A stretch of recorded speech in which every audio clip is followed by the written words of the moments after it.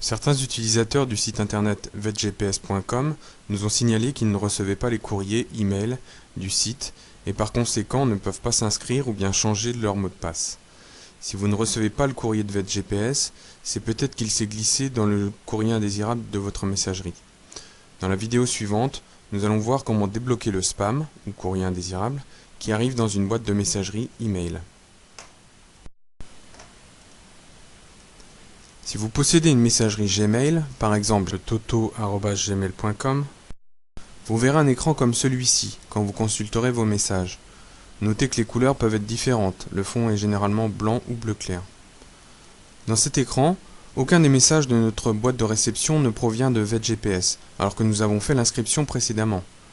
Il faut donc aller vérifier dans la boîte de spam en cliquant sur Spam, indiqué par la flèche rouge.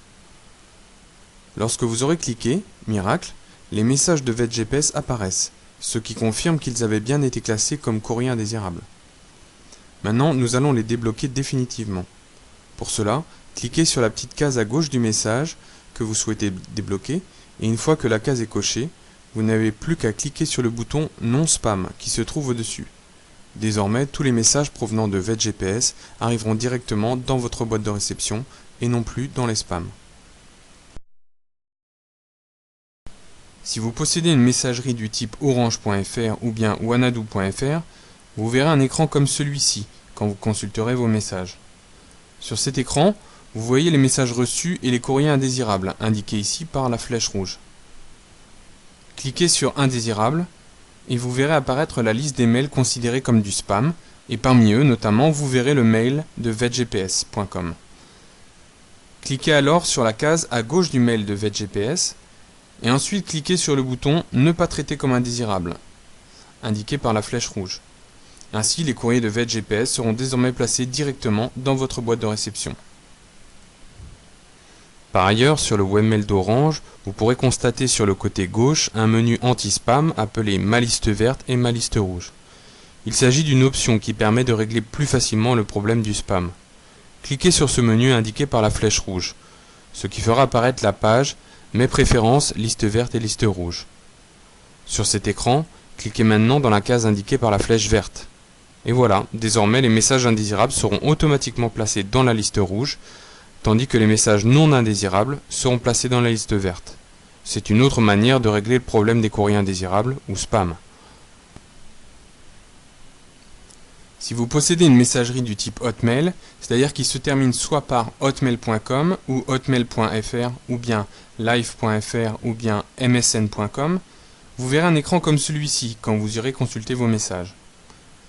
Dans cet écran, aucun des messages de notre boîte de réception ne provient de VetGPS alors que nous avons fait l'inscription précédemment.